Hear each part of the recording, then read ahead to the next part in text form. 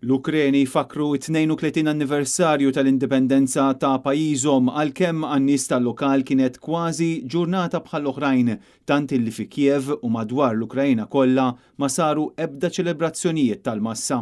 Għal din l-okkażjoni r-rappreżentanza tal-Kummissjoni Ewropea f'Malta għażlet it-tema Maqudin għall-Ukrajna, Maqudin għall-Paċi li tenfasizza s-solidarjetà tal-Unjoni Ewropea mal-Ukrajna biex tiddefendi ruħha mill-aggressjoni tar-Russja filwaqt li tħeġġeġ azzjoni unita, anke permezz tal-isforzi konġunti tal-Unjoni Ewropea u l-Istati membri tagħha ħalli tinkiseb paċi dejjima.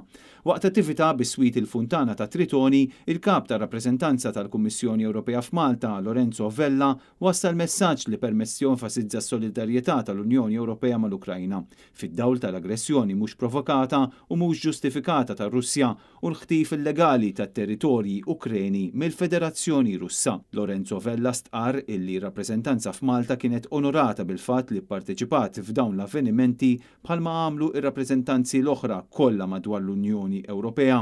Dan fil-waqt illi insista li l-Unjoni Ewropea se tibqa' maquda fl-appoġġ totali tagħha għall-Ukrajna. Intant fil-ġurnata tal-erba' tfakkar ukoll il-Jum Nazzjonali tal-Bandiera tal-Ukrajna, propju waqt illi l-Ukreni qed jimmarkaw it-18 xahar mill-bidu tal-invażjoni Russa.